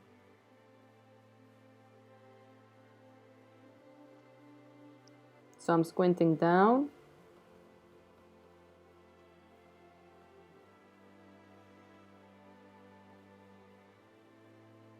Oof, you guys can see how my laptop is lagging. Oh, my poor laptop.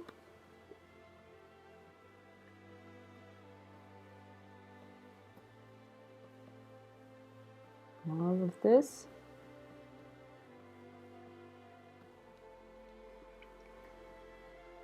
I have to say, Marian, I really miss painting right now. It's been a while. Yeah. Me too. Yeah, you've been painting. Yeah. I'll paint more tomorrow as well. Well, I'm gonna come back on the 29th. I've been quite bad. I barely even went outside of the house. I just want to rest. So if Lucian is still there, I'm super sorry, Lucian, for being such a horrible friend. And Lucian is like, no, bugger. Never gonna talk to you ever again. How dare you?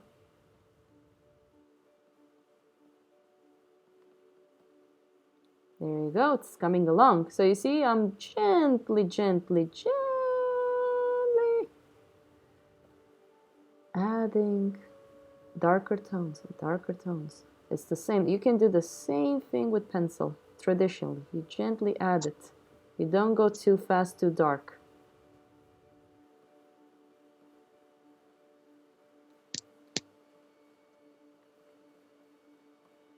What amazed me the most is how fast this is in comparison to traditional media.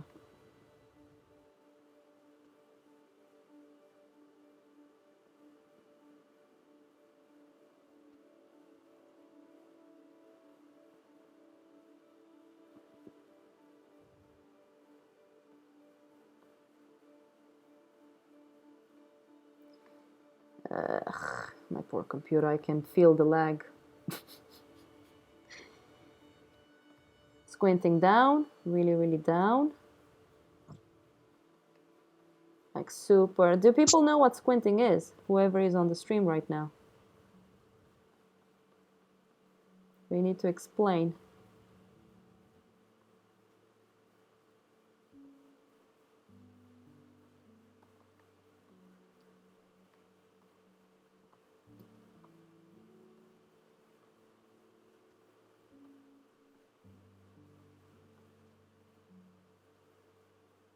Oh my god, my mom is making a cheese pie.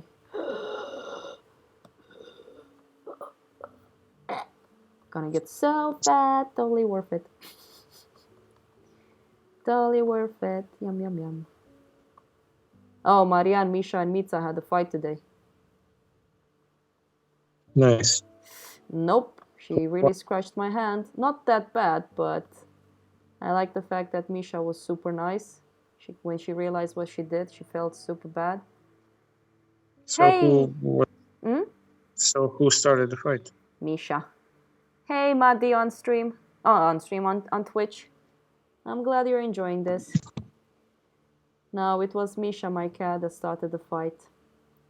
I have to admit, she does feel very attached to me. So she's feeling a bit uncomfortable not being home. Mm-hmm. But it's what it is. I can't do much about it. She has to get used to this lifestyle.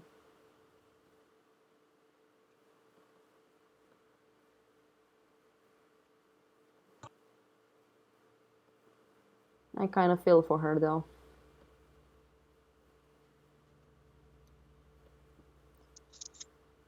So I think my brother came upstairs and told me to check something on Instagram. Oh, Instagram, on WhatsApp. That has to do with the kitties. I think I'll do after I'm done here.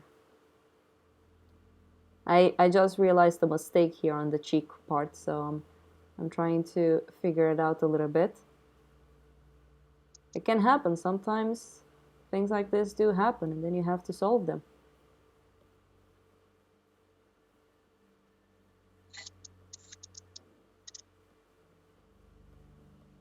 Need to soften this edge. It's way too sharp.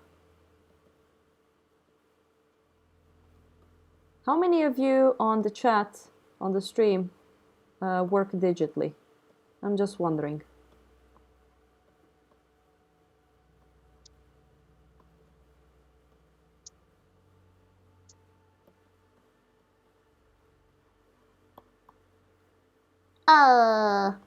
Wait, why is... Oh wait, it was Georgia that left, not David. Yes.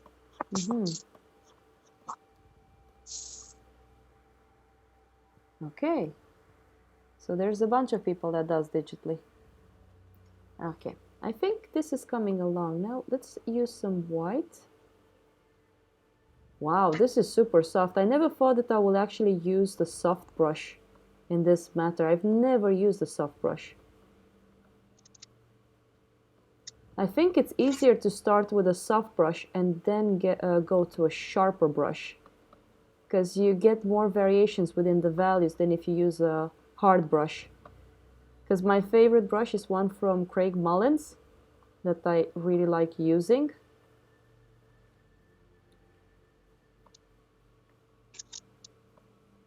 Okay, this is a little bit too, so I'm kind of squinting again, and I think I should soften a little bit this.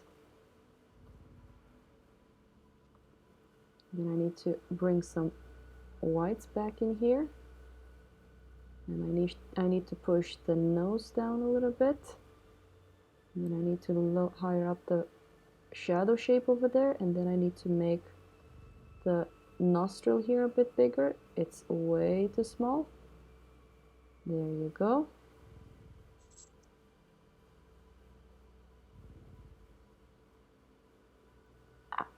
Sure. Hard round pressure pass. I don't know. I really think you need to try this way, David. Rise, I think digital will be fun for you as well. But David, I know which one you're talking about. I kind of don't like it because it still leaves a bit of sharpness on the edges when I work with that setting you just described.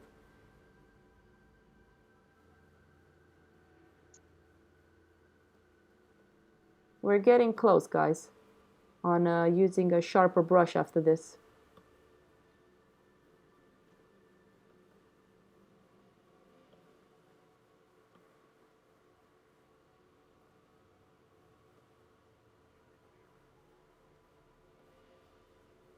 So you see, I didn't even darken the background. I just have it white. So when you do pencil, you don't really need to do dark background. For example, we had this very interesting discussion with some students at the school, at Sara, when they were doing their figure poses. It can be nice because you can create a lot of atmosphere, but they were just doing studies of a figure. They will have the chance to do fancy schmancy, nice backgrounds, but it takes way too much time, so they need to focus more onto the figure. Some students really hated that, though.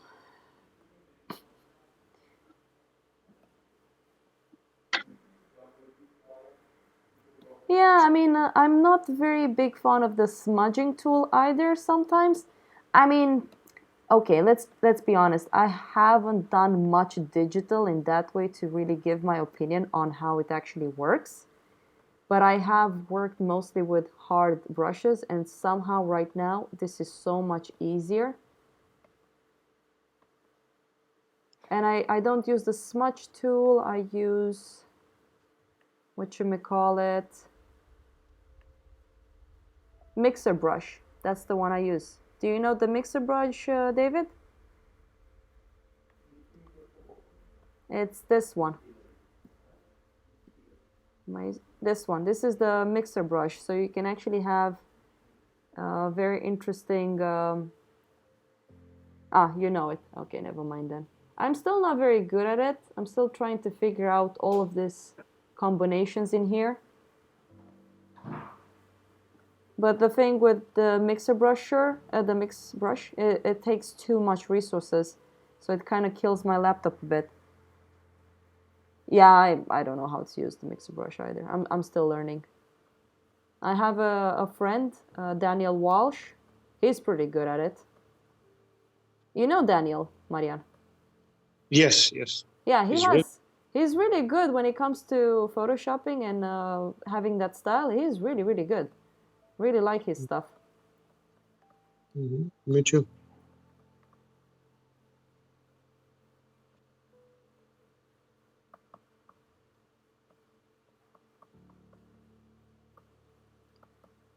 Okay, let's, because I don't have much time. So far it looks really good. I'm very pleased with this stage I'm at. The softness of it. So now I can actually take, well, let's try to render a little bit the eye here.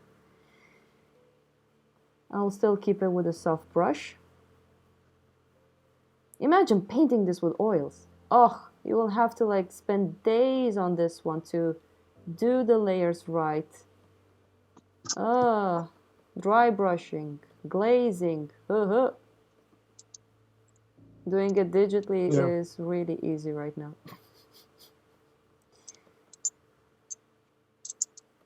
I think digital artists are like, can you just shut up? It's not that easy. I'm not saying it's easy in that way, jeez. It's just that it's faster. It is faster, for sure.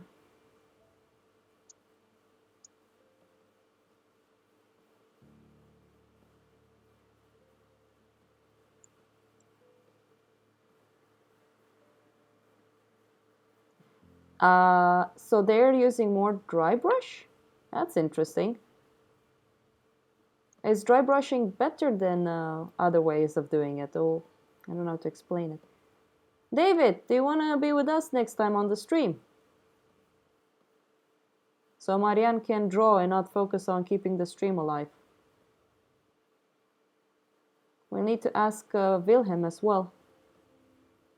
And many other people. Anders,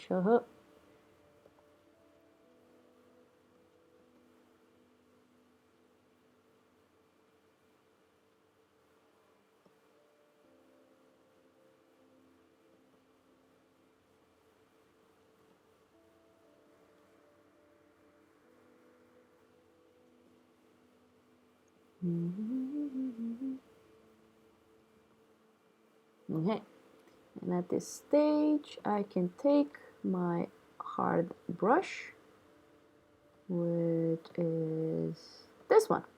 This is my favorite brush from Craig Mullins. Has this nice texture on it.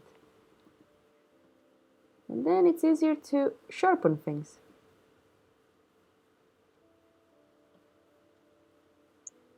And get some sharpness in there. Don't make it too soft.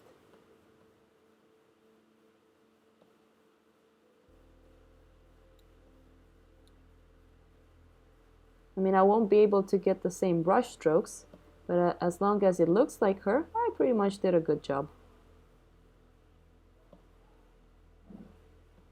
But you see, that's the thing. So we kept it quite soft. Oops. Oh, what did I do? Ah! Why did it become so big? Did I push that button? No? Ah, whatever.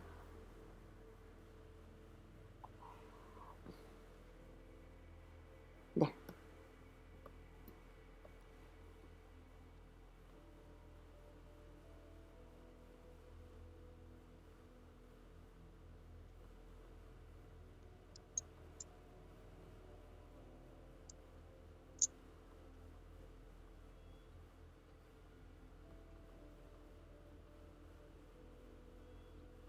And then I have to render more portraits on the commission.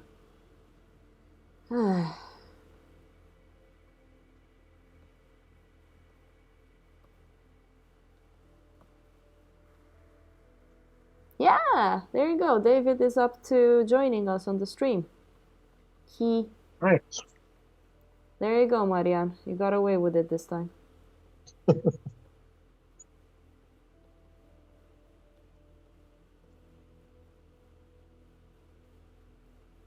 want to have this nice sharp angle. Ah, can't get it.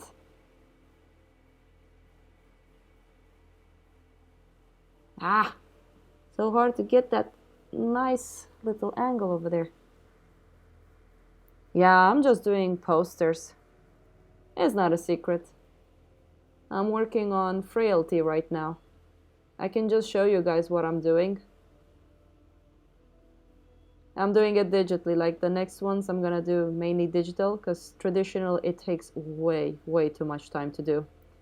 I mean, they're more valuable, but I'm not known enough to actually be able to get them going.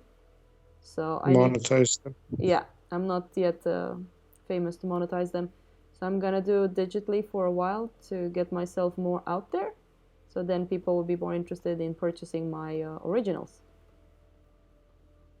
Reality is harsh, man. Yeah, this is starting to look nice. Yeah.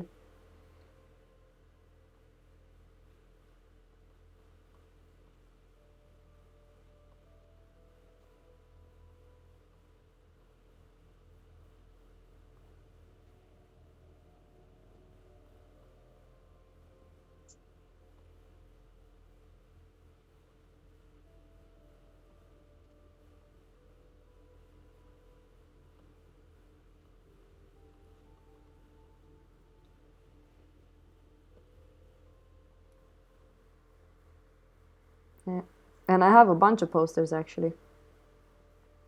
Which is nice. I'm actually happy that I have a lot of posters. That's kind of my main income right now. Plus online support. Woohoo!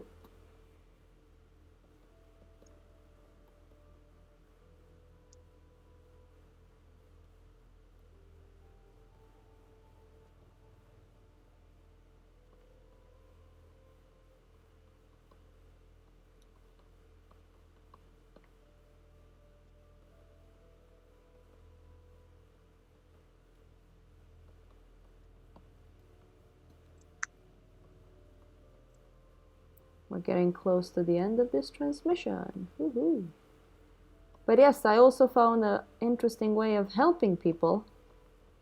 I'm actually wondering if I should give the code for people to watch the video. We'll see.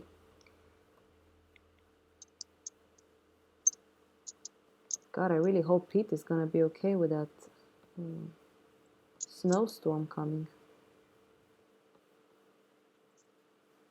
Wasn't it some kind of weird global warming thingy?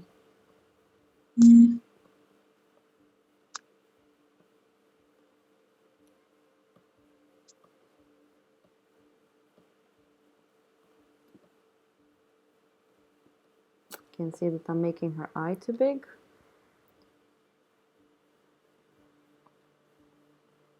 Need to drop it down, drop it down, drop it down. I'm using the soft brush right now, just so you guys know.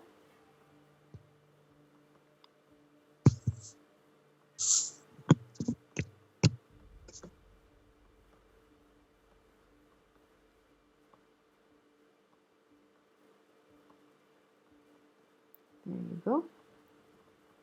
Drop it down a little bit more here. Brighten it up gently. Need to fix this angle here. Need to get it to look like her, that eye. Right now she has more of a smile, but that will be fixed. She does have a gentle smile, but her eye looks more, what's the word for it? Gloomy.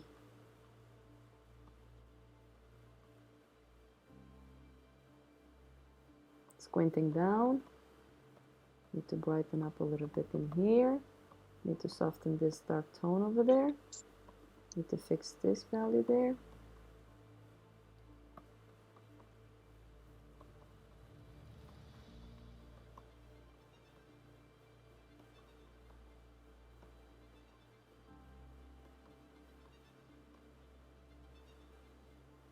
Need to soften this edge.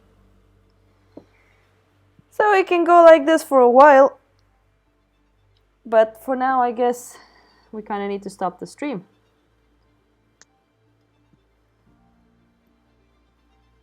So you guys can see a little bit on how the values were coming along. Maybe I will finish this and share it on Patreon with all of you guys. But I think for now... Oh, this looks really cool like this. Wow, that looks kind of cool.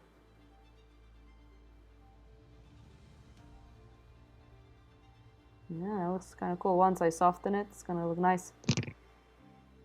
So, as always, it was really fun working with you guys, talking about all kind of things.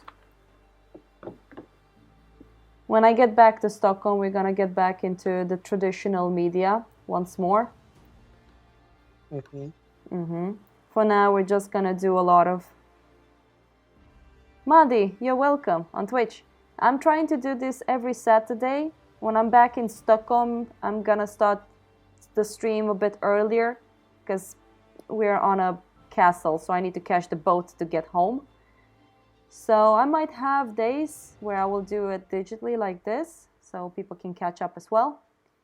But right now I'm just on holiday, so that's one reason I'm doing a lot of digital rather than traditional.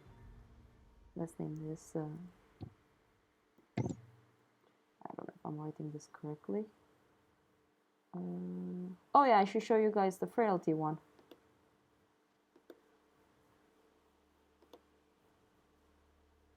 Let's save this one first as well. Save as stream. Stream. Boop.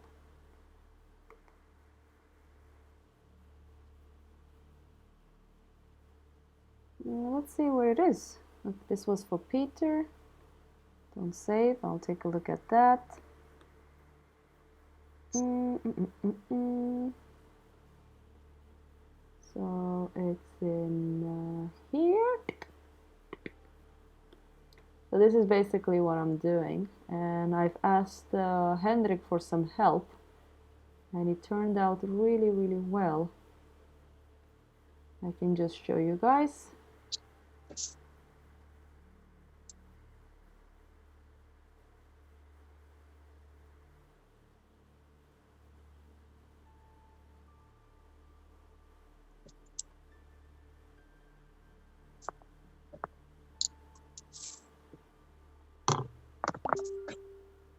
Let's see, where is it? Here you go. So this is basically the digital work.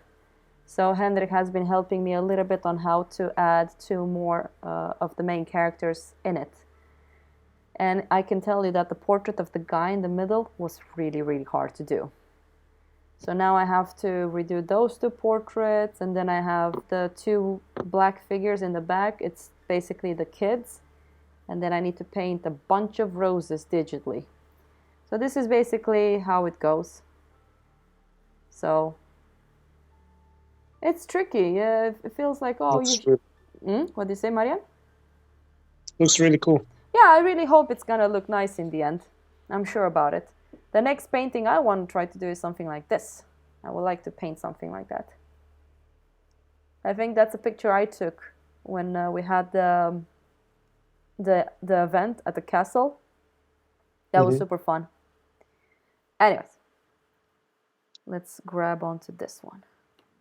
So, guys, thank you so much. I wish you guys a beautiful weekend.